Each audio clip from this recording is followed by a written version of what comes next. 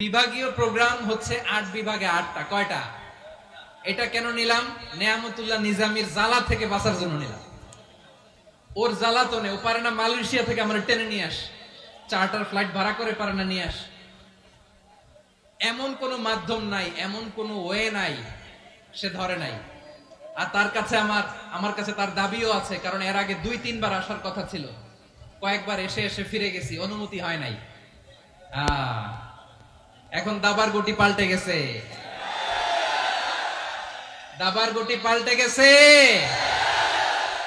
এক মাঘে শীত যায় না, কিন্তু আমরা স্মরণে রাখি না, ভুলে যাই। এটাই বড় আফসোস প্রিয় ভাইরা। তো এটা ওয়ার্ম আপ প্রোগ্রাম, এটা ওয়ার্ম আপ উদ্বোধনী প্রোগ্রাম, বিভাগীয় প্রোগ্রাম আমার জানুয়ারি থেকে শুরু। তো যা যা করছেন আমার সাথে পেকুয়াতে সব কিন্তু বয়ান দিব, ওই জায়গায় সব বলে দিব পেকুয়াবাসী কি করছে। আমি তো ভাবছি পেকুয়ার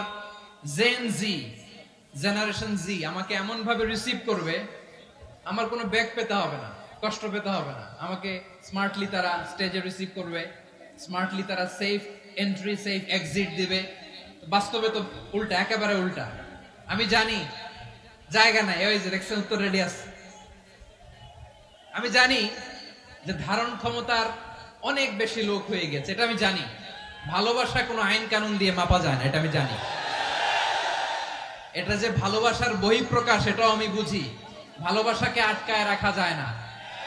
এটা যে ভালোবাসার অগ্নি স্ফুলিঙ্গ, এটারে কোনো কিছু দিয়ে দামায় রাখা যাবে না, এটা আমি টের পাই। এজন্যই মনকে বুঝতে যেটা ভালোবাসা। মেহেরবানি করে অল্প কয়েকটা মিনিট একটু সুশৃঙ্খল আমার সাথে থাকতে হবে, আল্লাহর ওয়াস্তে, আল্লাহর ওয়াস্তে। প্রিয় ভাইরা, তাহলে আমরা ঐক্যবদ্ধ জীবন যাপন করতে চাই, ঠিক কিনা বলেন? এবার বলেন ঐক্যের ভিত্তি কি? আমরা যে ঐক্যবদ্ধ হব কিভাবে? সবাই বলে ঐক্য চাই, ঐক্যবদ্ধ হতে চাই। ঐক্যের ভিত্তি কি বলেন? ঐক্যের ভিত্তি হচ্ছে তাওহীদ।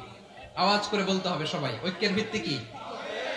যেই বলবে লা ইলাহা ইল্লাল্লাহ, ও আমার ভাই, তার জন্য আমার হৃদয়ে দরদ, মায়া মাখা দরদ, ভালোবাসা আছে না নাই? তাওহীদ।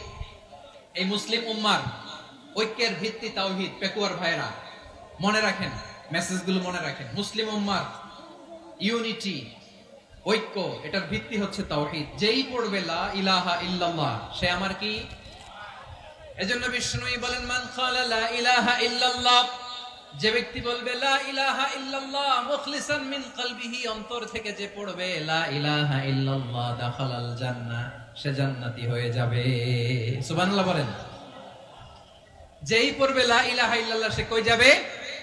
জান্নাতি হয়ে যাবে। এখন আমার সব ভাই যারাই লা ইলাহা পড়ছে জান্নাতে যাক, চাই কি চাই না? নাকি আপনি শুধু একাই জান্নাতে যেতে চান? একাই যেতে চান? জান্নাতে একা আমি যাব না তো ভাই, তোমাকেও জান্নাতে দলে নিতে চাই। সবাই বলেন জান্নাতে একা আমি যাব না তো ভাই, তোমাকেও জান্নাতে দলে নিতে চাই।